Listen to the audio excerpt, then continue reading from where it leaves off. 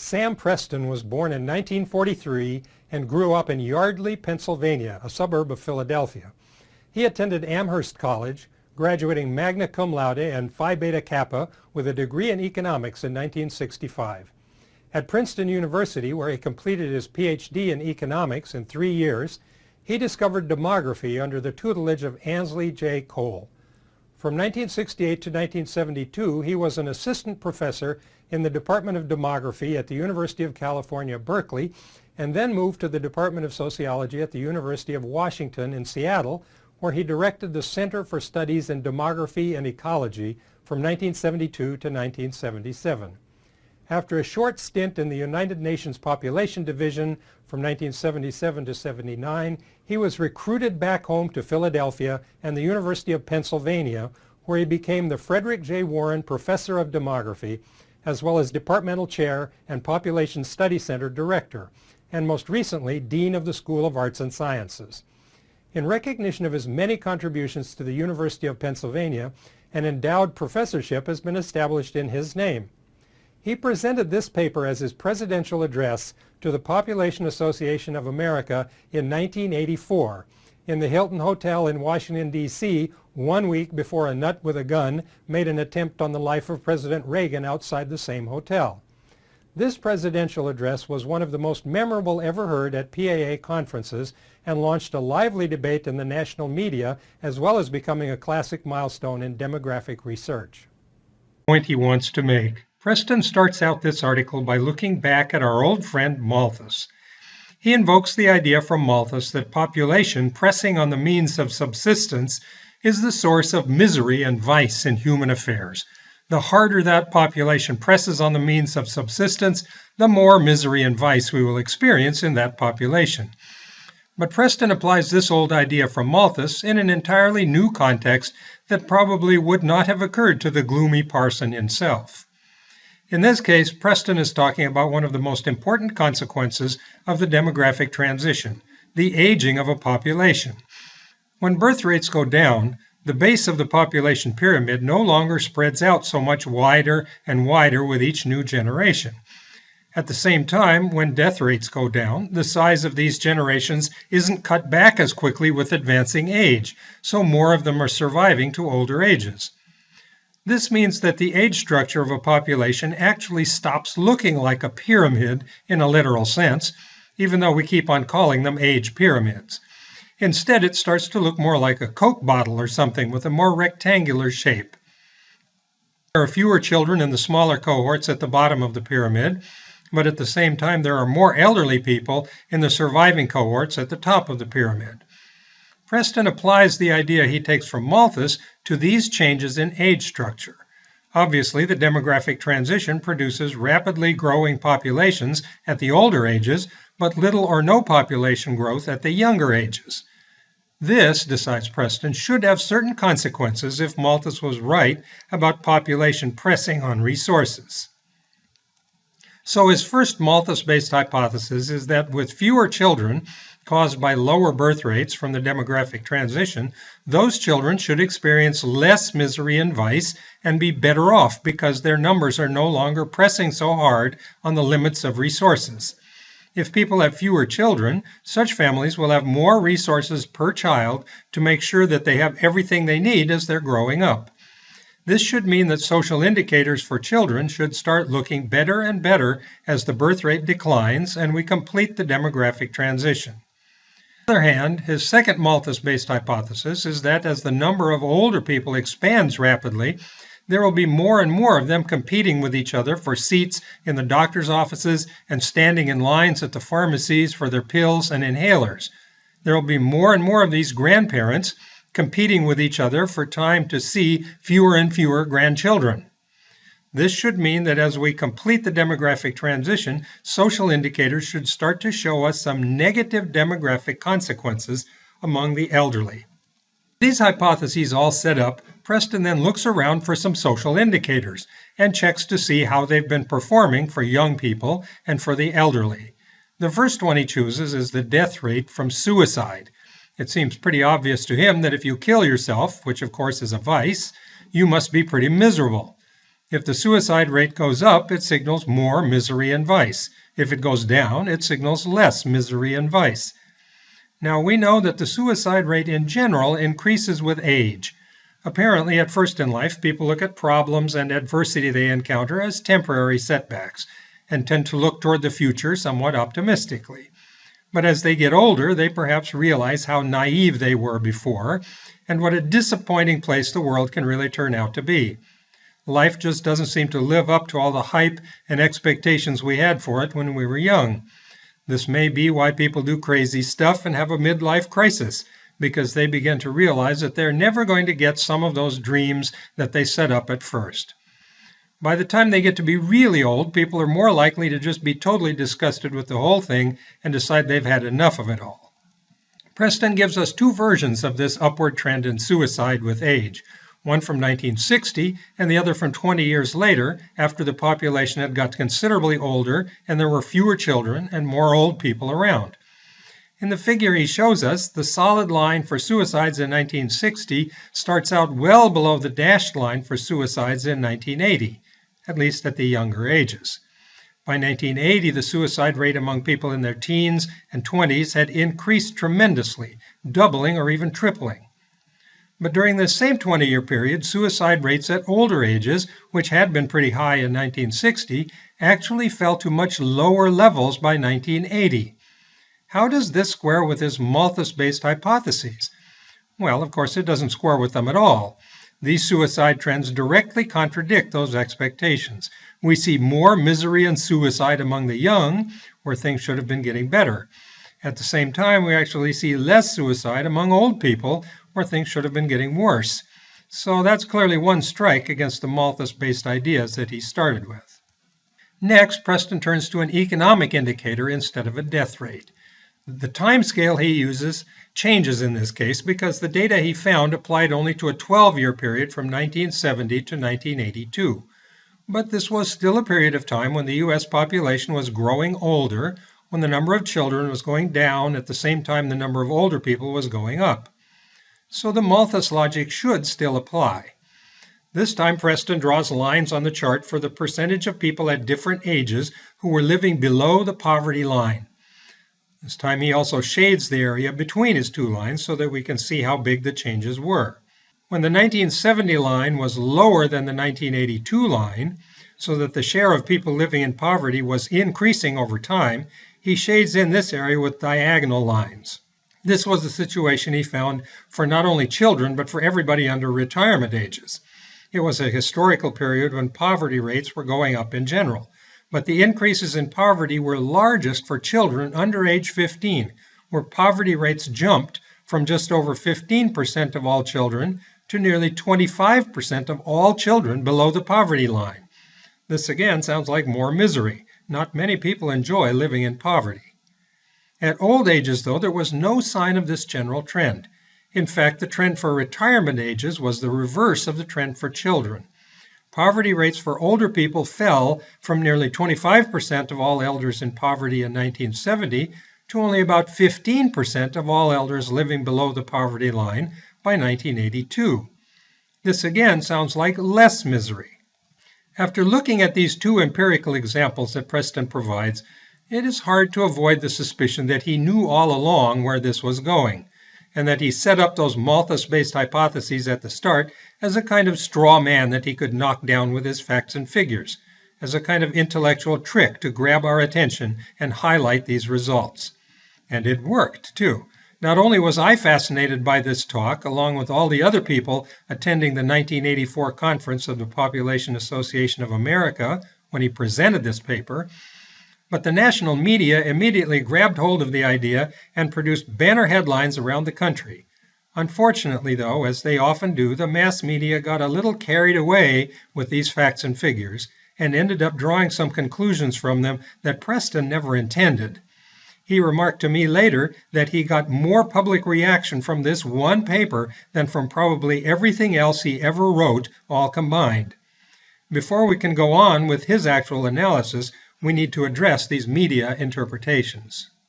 Got hold of Preston's comparisons of trends for children and old people They followed their standard practice and tried to turn it into an argument between two adversaries.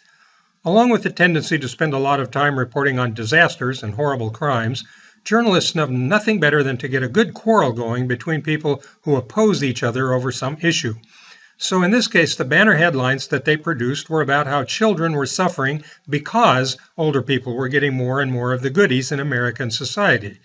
The magazine Modern Maturity, for example, the official publication of the American Association of Retired Persons, or AARP, featured an article that reported all the banner headlines and called Preston America's newest elder hater, because he supposedly was blaming old people for the sorry conditions of life experienced by children. The old people were taking the bread out of the mouths of children. It wasn't long, in fact, before Preston got a call from his mother, who had some sharp questions for him after she read this Modern Maturity article. After Reader's Digest, Modern Maturity had the highest circulation of any publication in America at that time. He tried to assure his mother that this was not what he had said at all, and that he was not trying to say that generations of children and old people were competing with each other in what we call a zero-sum game for the nation's resources.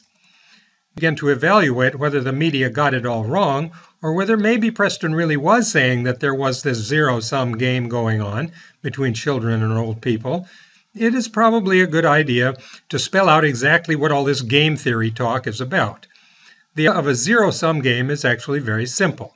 It means that in the game, whether it's a game of poker or a game of tennis, the only way for one side to win is to make the other side lose. The participants in the game are competing with each other for a fixed pool of resources. And in this zero-sum game, the resources that go into the game are equal to the resources that come out again at the end. The game itself does not produce or consume any of the resources.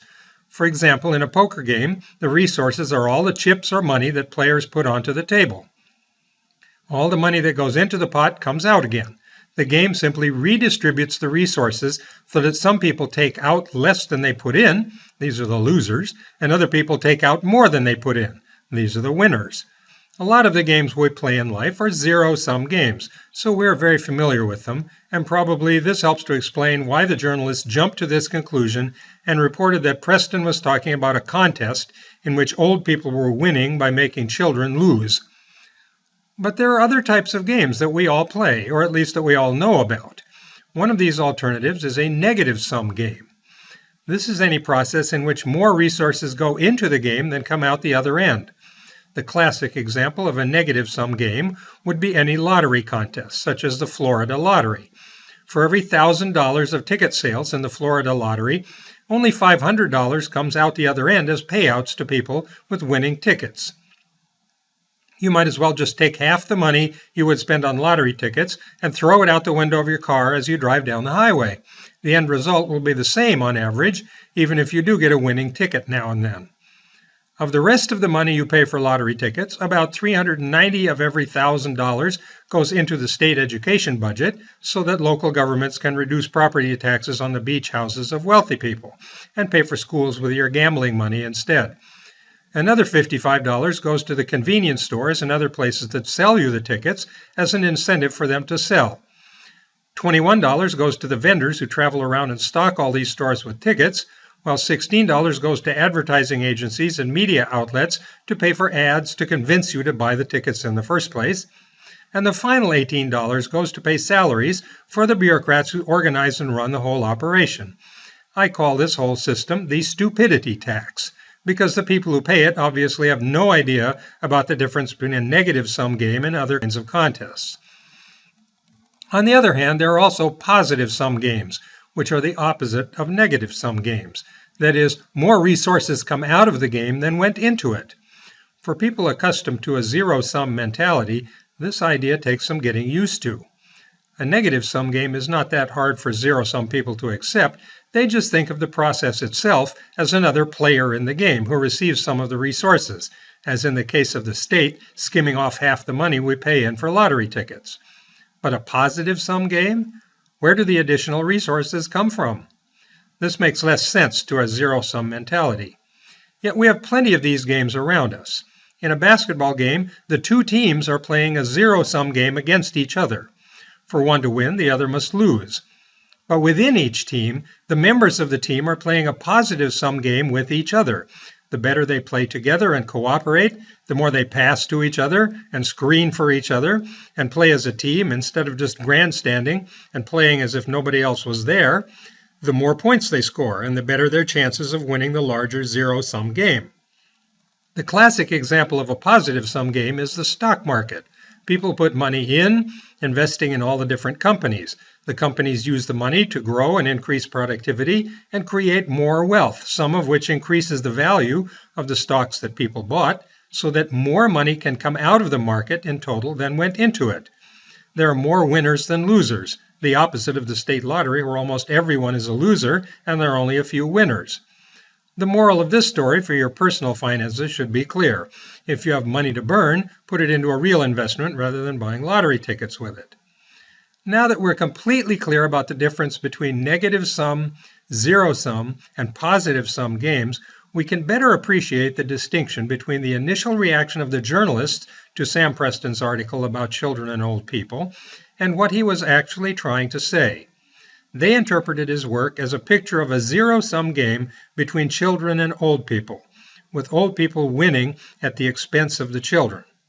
Let us take a closer look next at what he actually meant in the article.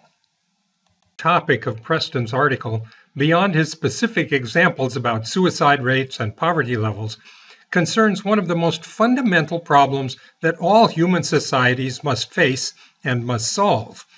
This is the problem of our temporary status in this world. Each of us is born, lives for a while, and then dies. When we're little children, we can't take care of ourselves. Unless others take care of us, we won't survive. When we get old, that helplessness and need for support from others gradually comes back to haunt us again. Every society has to find some predictable, institutionalized way to transfer resources from the people in the prime of life, who are generating the resources, to the two ends of the age spectrum where we find all those dependents. This explains why so many demographic articles split the population into three broad age ranges: young dependents, usually under 15 or 20, the working ages in the middle, and the old age dependents, usually over age 65 or 70. These are the age boundaries that matter for the intergenerational transfer of resources. And any society that does not arrange these intergenerational transfers carefully will not be long for this world. Institutionalized arrangements to guarantee these transfers are at the heart of any successful culture. For example, down through the long reaches of history, before anything like the demographic transition appeared in the world, all pre-transition populations displayed true age pyramids, wide at the bottom due to high birth rates, and very narrow toward the top due to high death rates. For example, in 1900, over half of all Americans were younger than age 15. They were child dependents. In contrast, only 2 or 3% of the population was to be found at ages 65 or older, because they were the few survivors of smaller birth cohorts from the past. It is easy to see where the main problem of intergenerational transfers exists in such a pre-transition population. It is almost completely a problem of transferring resources from the working age population to the dependent children, although it doesn't hurt if you can also treat the children themselves as producer goods and put them to work on the farm. Virtually all pre-transition cultures arrived at the same solution for guaranteeing this intergenerational transfer. They assigned this job to the institution of the family, making family members responsible for taking care of the children they produced until those children could grow up and carry on the tradition with the next generation. If a few of the parents managed to make it to old age, the working age children could take care of them as well, but that wasn't a very serious problem under those conditions. This whole picture changes radically when the demographic transition comes along. Now the ratio of children to working age adults begins to decline as birth rates fall, so there's less demand on families in that direction. The ratio of old people to working age adults, on the other hand, begins to grow very quickly. This is where the problem comes in. For one thing, the time of life when working-age adults are going to have to give up some of the fruits of their labors and transfer resources to children will often come at just about the same time that their elderly parents are also going to need more help. In an aging society, the pressures that this squeeze from both sides can produce has led to a lot of discussion of what people like to call the sandwich generation. This is not really a generation at all in the sense of a particular cohort of people going through life. We really should call it the sandwich ages, because everybody gets a turn to go through this narrow passage when they're helping dependent relatives in both directions. Even if you could plan ahead and stagger the timing of the demands of children from parents, for example, by having your children very early so they are all grown up before your parents start to need help, demographic aging still poses a deeper social problem for the institution of the family. Most of us heard parents say, when we were children, something along the lines of, "So long as you live in our house and eat our bread, you'll follow our rules." In families, the people who provide the support get to make the rules. This works fine so long as it is parents making rules for children. The children may not think that it's fine, but the system survives quite successfully around the world. But when the dependent people who need support turn into your elderly parents, this logic becomes uncomfortable. When you get a little older, you may also hear your parents say, "I don't ever want to be a burden to you kids." This is parent code for saying, "I don't ever want to be in a situation where you are making the rules for me." Children are not supposed to make the rules for parents. It's supposed to work the other way. It is like petting a cat backwards. The fur of the family just does not lay that way. So how do societies arrange for intergenerational transfers in the opposite direction when the family as an institution is unsuited for the job? To see the answer, all we have to do is notice that the modern era of big government always seems to appear in every society just at the point where the demographic transition has gotten around to falling birth rates, and the share of the population at old ages therefore begins to increase rapidly.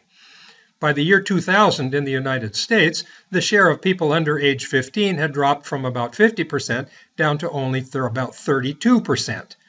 But the share of people aged 65 or older had jumped from 2 or 3% to nearly 20%.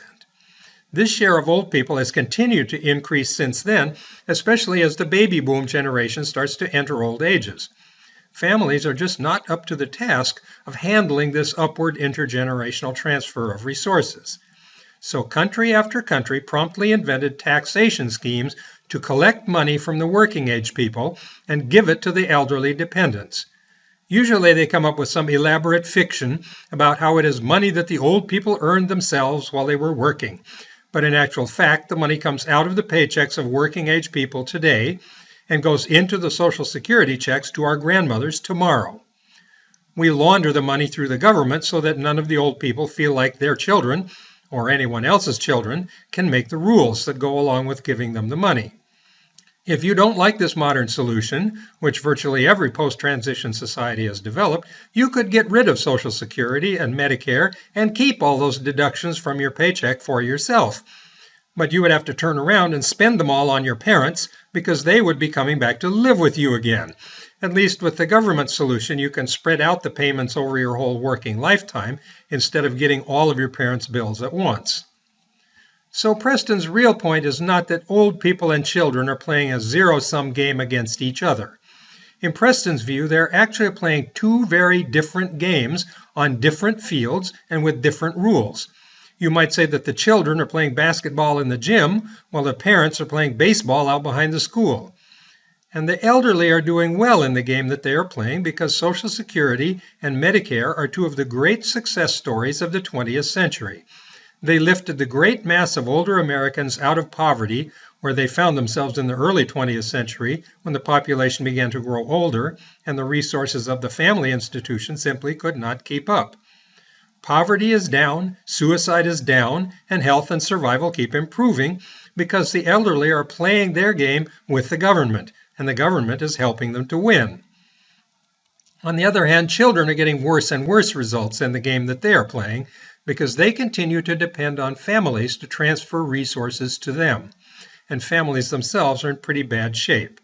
In America today, the people with the money don't have children, and the people with the children don't have money. So when it's all up to the parents, we observe an entire society that has been systematically disinvesting in future generations of children, increasing poverty, suicide, and many other problems among them. The more closely you look, the more ugly that picture is. In this sense, the United States is something of an exception in the international pattern. Several research studies have shown that the same societies that spend more public resources on young dependents also tend to spend more resources on elderly dependents. And those societies that refuse to transfer much in the way of resources to elderly dependents also tend to transfer less to children.